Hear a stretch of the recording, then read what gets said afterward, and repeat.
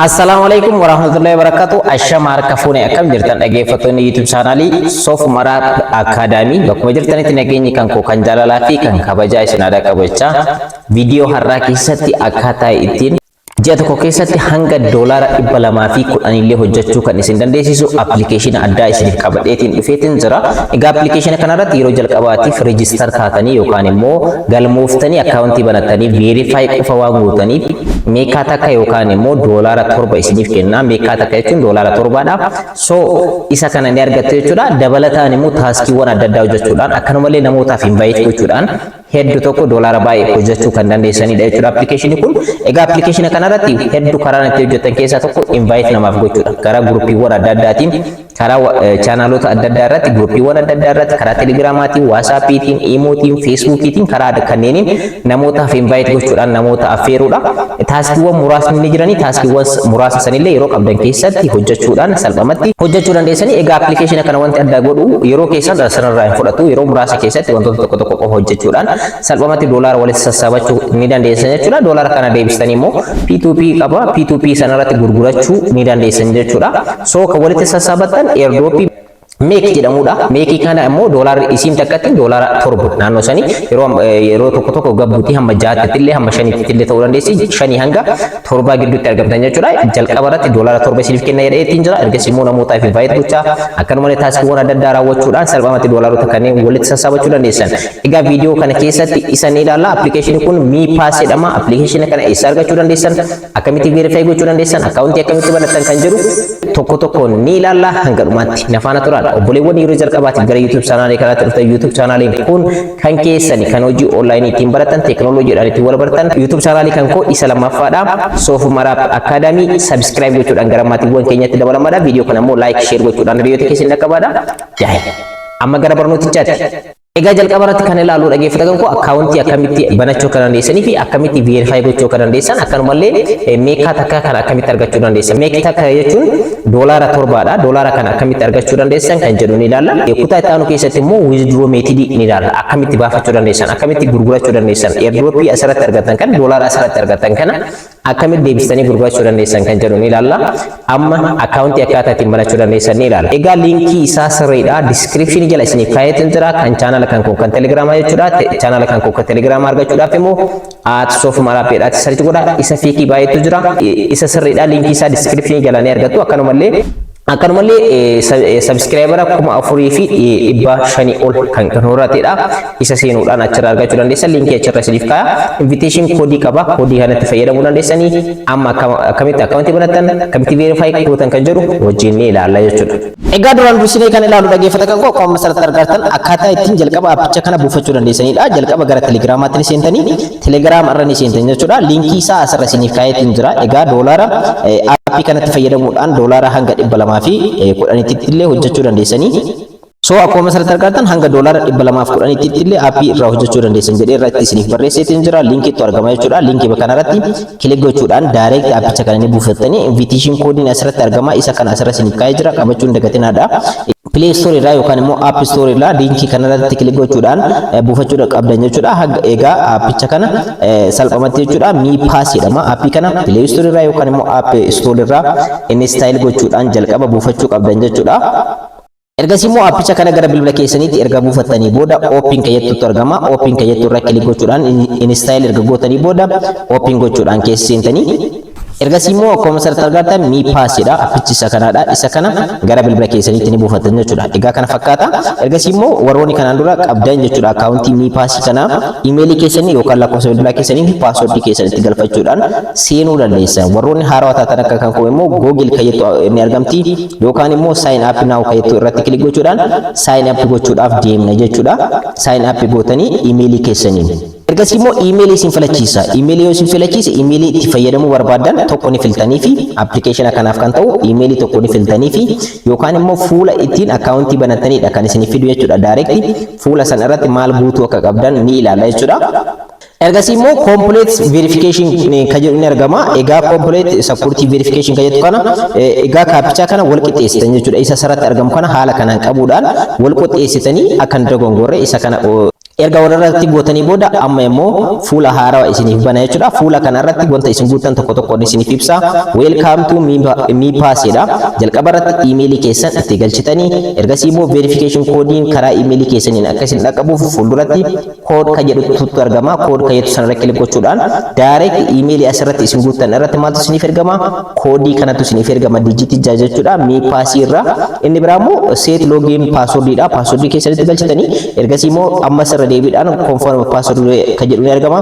Password keessanitti galchitanii invitation code dha. Invitation code isa screen irratti argitan kana barreeffatanii qabataniitiin asirratti ni galchitanii kana jechuun meeqaa takka yookaan immoo doolaara 7 kana argachuudhaaf invitation code kana seenuu hin dagatinaadha. Ergasii immoo I have read kan jettu daka kanarratti saanduqatti argama. Saanduqa kanarratti tiik gochuudhaan sign up gootan jechuudha. Egaa information kana step amma isinitti hime kanaan gootan jechuudha. Egaa emailii keessan erga guutanii booda koodii akka isiniif erguuf gara emailii kanaatti kood ka jettu fuulduratti ni argamti. Ishee irra kilik gootan jechuudha. Hedduu tokko salphaadha. Koodii sana irratti kilik gochuu hin dagatinaadha. Ergasii immoo ammas kaapichaa kana walqixxeessaadha kana qabaati. Walqixxeessaadha complex security verification jedha. Isa kana kaapichaa kana walqixxeessuu hin dagatinaadha. Ergasii immoo koodiin ergamee jira. Koodiin kun daqiiqaa asirratti ni laakkaa sekendii kana keessatti asirratti galuu qaba. So gara emailii kan kootti ni deema. Ergasii akkuma asirratti argitan emailiin keessan isin dhaqqabeetiin jira. Register isiniin jedha. Ergasii immoo koodii kana verification koodii kana digitii 6dha. Isa kana koopii gootan emailii keessan irraa jechuudha. Emailii keessan irraa seenuudhaan koopii gootanii egaa me pass irraa isiniif ergama. Isa kana koopii erga gootanii booda gara deebitanii please enter the verification code bakka jedhu kanarratti isa kana paste gootan. Hedduu tokko salphaadha miti. Egaa haala kanaan jechuudha. Akkuma asirratti argitan emailii keessan guutaniitiin jirtanii koodii ergataniitiin jirtanii egaa password keessan kan dagachuu hin qabne digitii 8 ol kan ta'e bakka lamaan irratti nu galchitu invitation koodii keessan ni galchitanii ergasii immoo ishee kana tiik gochuudhaan ergasii immoo sign up gootan. Haya free kayetu kana ishee kana tiik gochuun dagatinaadha. Ergasii immoo sign up kayetu kana irra kilik gochuudhaan akkaawuntii banachuudhaaf deemtan jechuudha. Hedduu tokko salphaadha.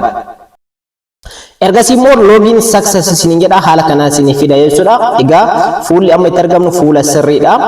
Akkaawuntii banattaniitiin jirtanii ergasii immoo waalitii hin qabdan waan ta'eef I don't have ka jettu ka jalqaba create a new me ID wallet ka jettu ka jalqaba irratti kilik gootan. Waalitii hin qabdan waan ta'eef isarra kilik gootanii ergasii immoo digitii dagachuu hin qabne digitii 6 kan ta'e koodiitti galchitanii amma sirra deebiidhaan isuma itti galchitan jechuudha. Hedduu tokko salphaadha. Ergasii immoo complete ka jettu irra kilik gootanii egaa koodii kana dagachuu hin qabdan. Ergasii immoo baakaappii isin gaafata jechuudha. Egaa baakaappii keetu kanarra kilik gootanii ergasii immoo baakaappii keessan ni qopheeffatanii ergasii immoo I have understand ka jettu ni argamti. Understand ka jettu saanduqa kanarratti gochuudhaan ishee irratti gara fuulduraatti dhiceetanii amma immoo I understand ka jettu kanarra kilik gootanii ergasii immoo baakaappii isin qopheessa jechuudha. Jechoota 12 kan ta'an isaan kanneen tartiibaan boodarraa ni galchitan waan ta'eef fuula kana screenshot gootan yookaan immoo ni qabatan jechuudha. Akka inni dogoggore tokkoffaarratti maaltu argama lammaffaarratti maaltu argama waan jedhamu waan boodarra isin gaafataniif isa kara fuula kana screenshot gochuudhaan ni qabatan jechuudha. Ergasii immoo daka kanarratti akkuma asirratti argitan I have backup kayetu ni argamti. Saanduqa kanarratti tiik gochuudhaan ergasii immoo backup completed ka jettu ni argamti. Ishee irra kilik gootan ergasii immoo backup keessan isin fida. Amma kurnaffaarratti jaffaarratti maaltu akka argama wardii tokko tokko na gaafataatiin jira. Egaa isa screenshot godhe san simachiisaa ni guunna jechuudha. Isa kana akkan dogoggorre asirratti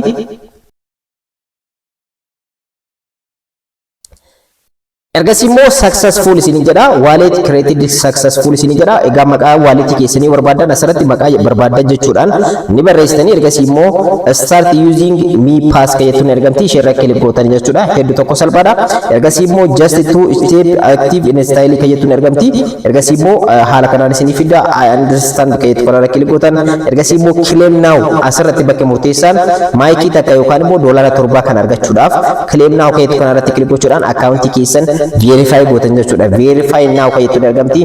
Verify me ID ka jedhu jalatti verify now ka jettu kanarra kilik gootan ergasii immoo asirratti paaspoortii keessan yookaan immoo international ID keessan ni qopheeffatan jechuudha. Egaa maqaa jalqabarratti riijinii isinitti argamtan asirratti kilik gochuudhaan amma Itoophiyaatti argamtan waan ta'e yoo ta'e Itoophiyaa filattanii biyya biraatti illee yoo argamtan biyya itti argamtan kan international ID'n keessa yookaan immoo paaspoortiin keessan ittiin bahe ni guuttan jechuudha. Ergasii immoo maqaa paaspoortii keessan irratti argamu laast neemii maqaa akaakayyuu keessanii ni guuttanii hedduu tokko salphaadha. Ergasii immoo maqaa keessan itti aansuudhaan ni guuttanii egaa isteeppii amma guutaa jiru kanaan ni guuttan jechuudha. Egaa maqaa itti aanee ittiin guutee jira. Ergasii immoo jandariidha saala keessan ni filattanii fi ergasii immoo national ID dha kan koo so rakkoota kan qabu isin garuu paaspoortii yoo ta'e driver license fi azar kan jedhu argama. Paaspoortii yoo ta'e paaspoortii filattanii national ID dha kan koo rakkoo tokko hin qabu. Ergasii immoo front of ID isin jedha. ID keessan suuraa kaasuu qabdan jechuudha. Asirratti kilik gootanii ergasii immoo suuraa isaa take picture kan jedhu ni argama. Asirratti kilik gochuudhaan ergasii immoo while using is app jettanii permission ni kennitanii fi appicha direct suuraa ni kaastan jechuudha. Haala amma kaasaatti jiru kanaan suuraa kana ni fudhattanii take gootan jechuudha. Ni fudhattanii akka dogongorre egaa dugda duuba isaallee ni fudhatan jechuudha. Gasiixanii back of ID card isin jedha. Isarra kilik gootanii ammas dugda duuba isaa akka mul'atutti ni kaaftan jechuudha. Salphumatti haala kanaan kaastanii ittiin jirtanii ergasii immoo I have read kayyatu kanarratti kilik gochuudhaan next jechuudhaan gara fuulduraatti ni deemtanii. Egaa gara fuulduraatti yeroo deemtan sana dura garuu wanti isin dogongoruu hin qabne egaa lakkoofsa paaspoortii keessan irratti yookaan immoo naashinaal ID keessan irratti argamuudha. Naashinaal ID keessan dugda duuba irratti argama. Egaa fiin kan jedhu ni argama jechuudha. Isa san asirra fiddanii asirratti ni guuttanii lakkoofsi kun garaagarummaadha jechuudha. Lakkoofsa iccitii ittiin isin beekamtanidha jechuudha. So isa san fiddanii asirratti ni guuttanii information kana kennan keessaa yoo tokko dogongortan haala kanaan next kan jedhu isin dhuftu jechuudha. Gara magariisaatti jijjiiramteetiin haala kanaan sanduuqa kana irratti immoo tiik gochuun dagatinaadha. Wanta hunda haala kanaan guunneetiin jirra. Ergasii immoo next kan jedhu irratti kilik gochuudhaan gara fuulduraatti deemaatiin jira jechuudha. Egaa haala kanaan jechuudha. Ergasii immoo ashaaraa fuula keessanii kennuudhaan salphumatti ashaaraa fuula keessaniitti isiniif dhufa. Ergasii immoo fuula keessan ashaaraa ni kaastanii ergasii immoo dhageeffata kan koo verify isiniif taasisa jechuudha. Hedduu tokko salphaadha. Wantoota tokko jechuudhaan isin ajaja jechuudha. Fuula keessan gara bitaatti gara mirgaatti jedhaati afaan banaa itti dhiyaadha jedha. Egaa appilikeeshina baay'ee irratti verifikashinii maal akka fakkaatu isiniif ibsaatiin ture.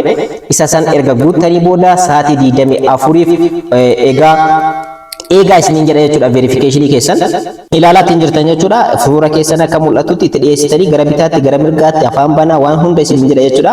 So isa kana erga guuttanii booda verifikashinii keessan ni xumurtan jechuudha. Egaa ergasii immoo verifikashinii keessan erga xumurtanii booda akkanuma complete qayeetu jalatti ni dhufti jechuudha. Complete qayeetu sanarra kilik gootanii ergasii immoo sa'aatii 24 on chain verification isiniin jedha. Sa'aatii 24 booda deebii isiniif deebisan jechuudha. Sa'aatii 24 egaa ni ilaalanii ergasii immoo deebii isiniif deebisanii on chain verification isin jedha. Hanga sa'aatii 24 hin fudhatu yeroo muraasa keessatti laalanii isiniif deebisan jechuudha. Haala kanaan akkaawuntii keessan banachuu dandeessan verify gochuu dandeessanii.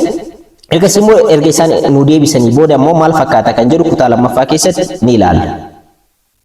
Asa booda mi paasiin kan koo verify ta'ee jira jechuudha. Akkaawuntiin kan koo akkuma asirratti argartan karaa iimeelii ittiin banataniitiin mi ID verification success kan jedhu isin dhaqqaba jechuudha. Yeroo gabaabaa keessatti yeroo muraasa sa'aatii 24tti haga sa'aatii 24tti turuu danda'a. Garuu mi pass verification success naan jedheetiin egaa inni kun na dhaqqabeetiin jira. Verification mi ID verification success kan jedhu iimeeliin kun akkuma isin dhaqqabeen gara aappichaatti seentan jechuudha. Hedduu tokko salphaadha. Ergasii immoo meekaa takka karaa kamii baafachuu dandeessan kan jedhu gara aappichaatti seenee ni ilaalla jechuudha. Amma gara aappichaatti ni seentanii gara mi pass airdrop yookaan immoo aappii kanaatti ni seentan. Ergasii immoo jalqaba irratti haala kanaan verify ta'uu congratulation jedhee isiniif fida. Congratulation ID'n keessan asitti argama. Wanti hundumtuu sirraahuu isaa asitti isinitti agarsiisa. Baga gammadan isiniin jedha. Ergasii immoo keessa isin seentan X gochuudhaan ergasii immoo I understand kan jettu ni argamti. Ishee irratti kilik gootan hedduu tokko salphaadha.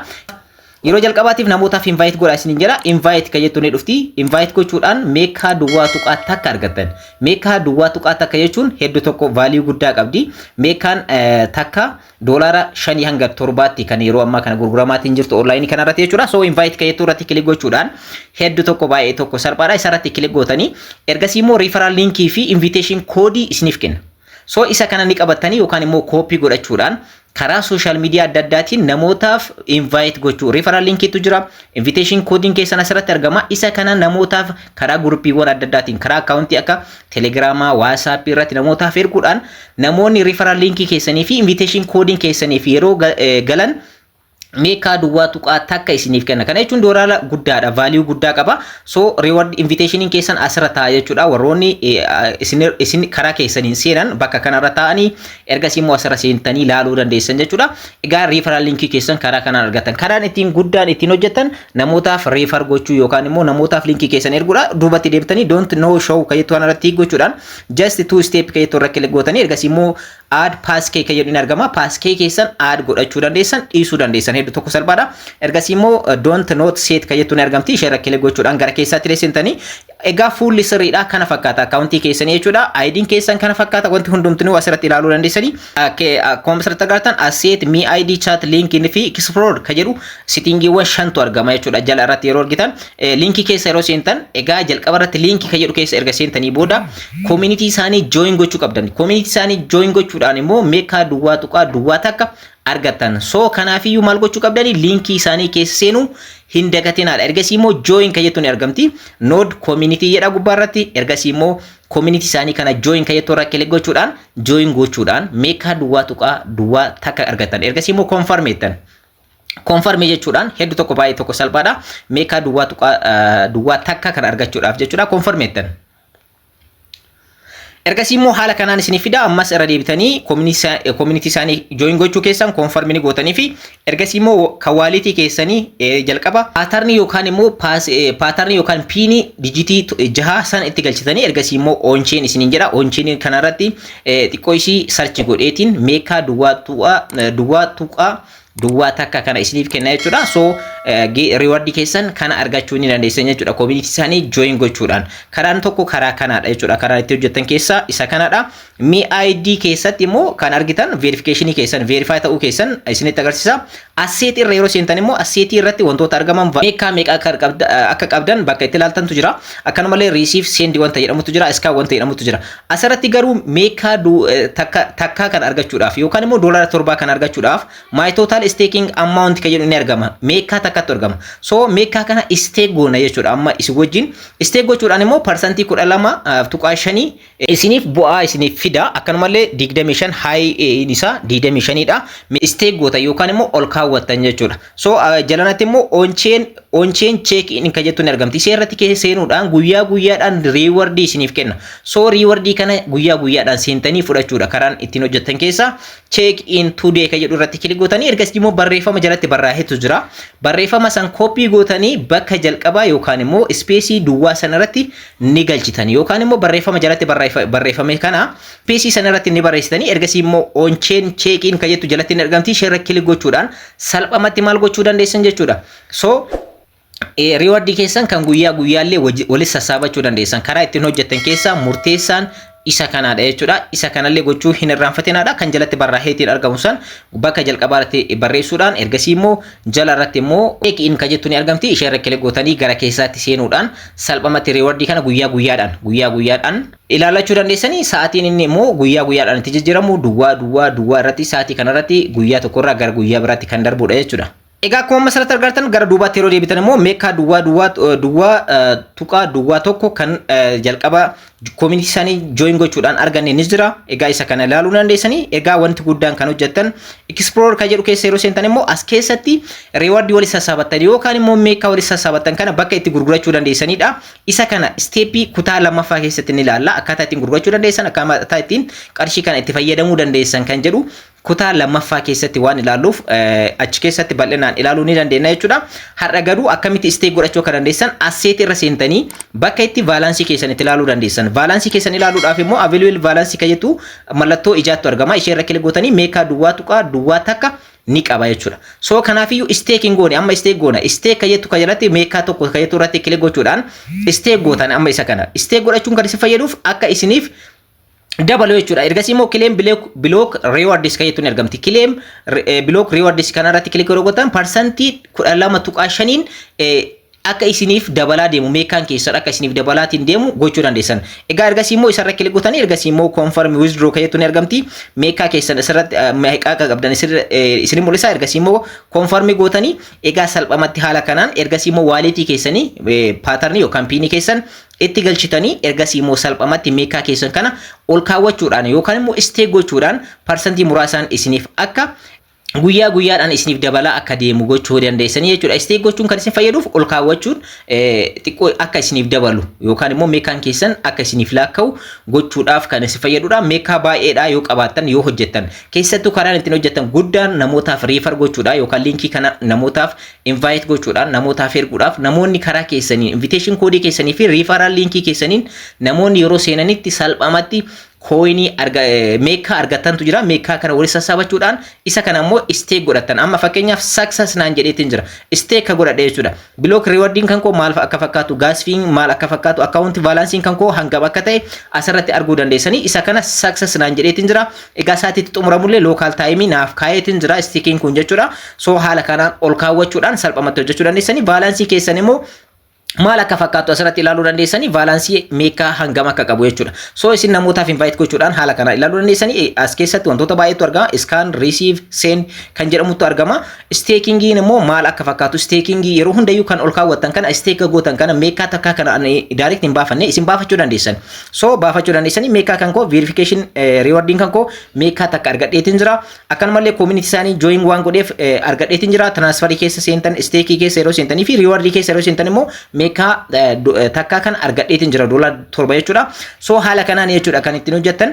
Haala kanaan hojjechuu dandeessan jechuudha. Haala kanaan isteek gochuudhaan itti fayyadamuu ni dandeessan jechuudha. Egaa dhaggeeffattoota kan koo egaa referral linkii ammoo isa arganna kan jedhu haa ilaallu. Invite in the earn kan jedhu asseetii irra osoo jirtan barreeffamatu jira. Invite in the asset kadhu isarra kilik gootanii referral linkii keessan akkanumallee invitation koodii keessan wanta hundayyuu asirraa argachuu ni dandeessan jechuudha. So invitation koodii keessan karaa adda addaatiin akkanumallee referral linkii keessan karaa chaanaloota adda addaa karaa akkaawuntiiwwan adda addaa irratti maxxansuudhaan namoonni karaa invitationii fi referral linkii keessaniitiin yeroo seenan meekaa kana isiniif laakaya. Meekaa kana walitti sassaabachuudhaan salphamatti meekaa keessan baay'ee yeroo ta'e akkaataa ittiin baafachuu dandeessan akkamitti withdraw godhachuu akka dandeessan step ittaanu keessatti ni ilaalla. Amma garuu karaan ittiin hojjettan daily rewardii keessan guyyaa guyyaadhaan sassabachuu, community isaanii join gochuu, akkanumallee referral linkiidhaan refer gochuu. Isa kana immoo referral linkii asseetii irra osoo jirtan earn and asset kan jettu jalatti argamti. Seera kilik gootanii ergasii immoo referral linkii fi akkanumallee invitation koodii isiniif kenna.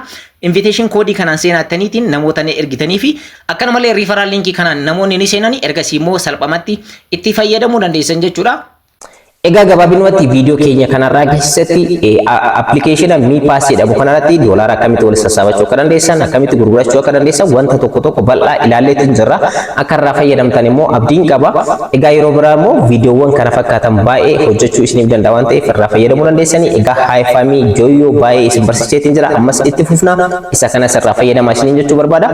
Warroonni hanga maatii YouTube chaanaalii kanaan ta'in subscribe akkanumallee like share gochuun irraanfatinaa. Yeroo biraa viidiyoo biraatti wal argina. Hangasitti nagaan na jiraadha.